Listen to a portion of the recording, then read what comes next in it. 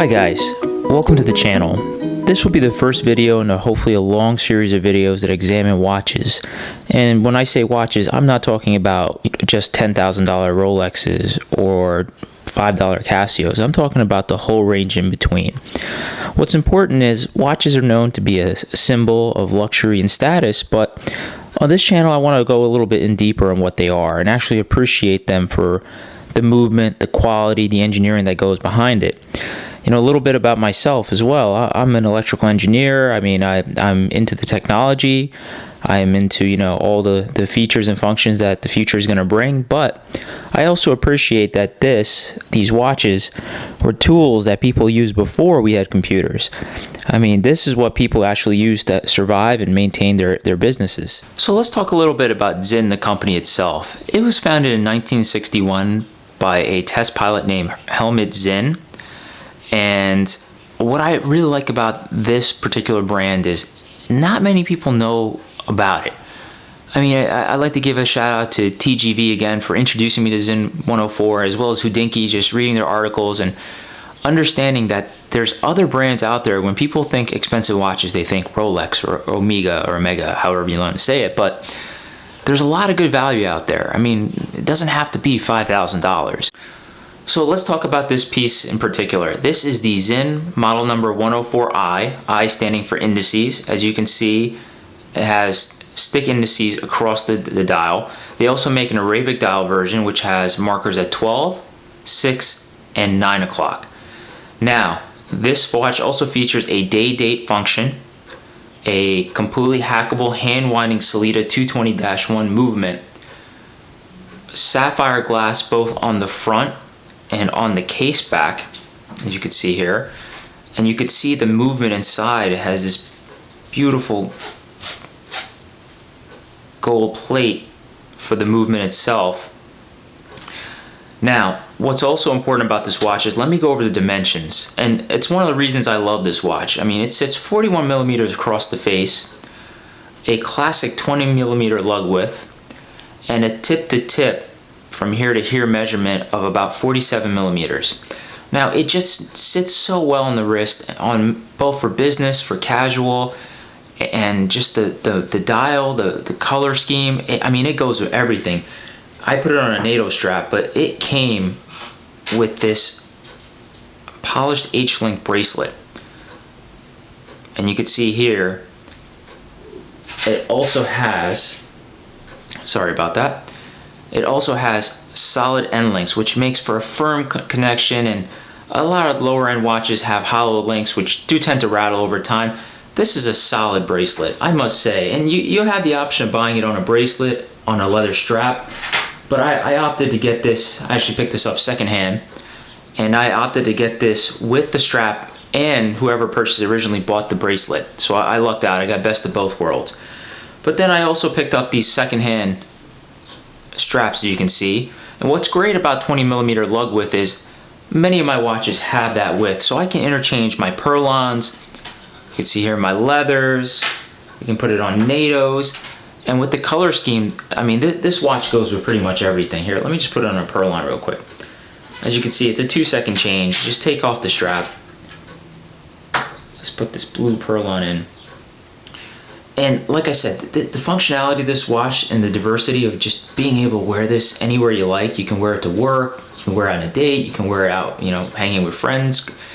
And the water resistance on this guy surprisingly is at 20 bar, which is 200 meters. Now, I know that's not really dive watch territory. I mean, we're 300 and above is typically what we see, but 20 bar, it's not bad for what it is. I mean, this is a pilot watch.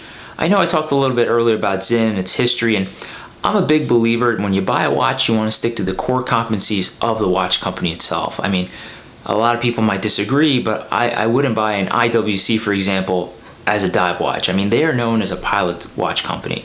And that's the way I feel of Sinn. I mean, they make pilot's watches, and they've actually made watches that go in space. Maybe we could talk about that in a later video, but they are known for aeronautical themes. And just looking at this bezel, I mean, many people say it's a dive watch, and just a little bit of a tip.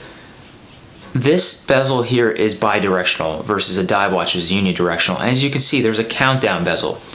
So what's great about this is, say you go to a restaurant and they tell you, oh, there's a wait of about 30 minutes. What you do is you twist the bezel and get it to the 30 on the minute hand.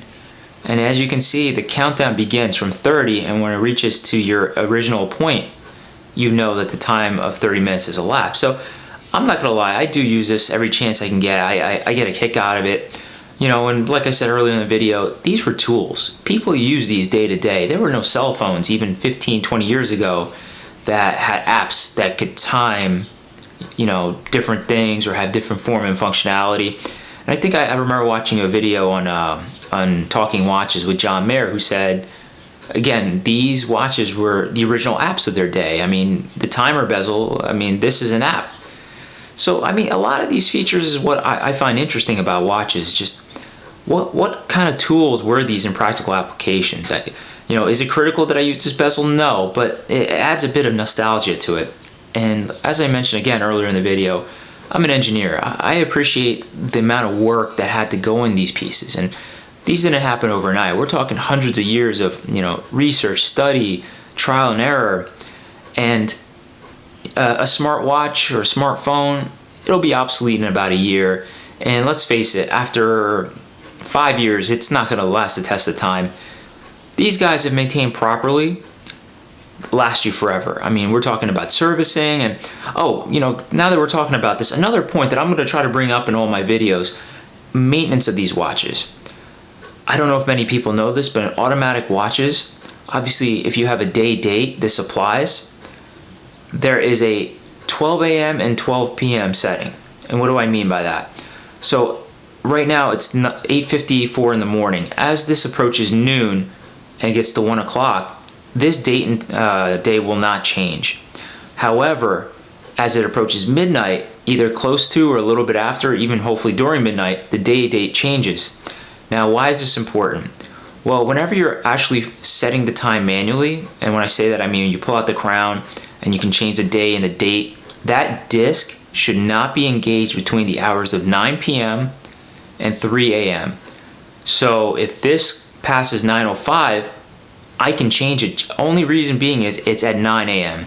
But in 12 hours from now, 12 hours and 5 minutes, I should not change the time or the date until 3 a.m. or after. Very important. What you can also do is if it's night and you need to change the time, just manually force the watch to either 8:45 p.m. or 3:15 a.m. just so you can quickly change the date and the day, then set it back to the actual time. That's one go around of it, but I just wanted to stress that because a lot of people don't know that. They just pick up a mechanical watch and say, oh, it's not working after X amount of time. I just don't want people damaging their timepieces, but you know, that's just another little tidbit I like to share throughout the course of this series. So as you guys can see, I've quickly changed out the purlin for this beautiful tan leather strap just to show you how truly versatile this piece can be. You know, and I just want to say thank you for listening to my first video on the Sinn 104. I hope you enjoyed the video, and you know, if you did enjoy it, please feel free to share it, and also hit the subscribe button below, and stay tuned, and you know, hopefully we'll have more videos from Time and Tell. Thanks, guys.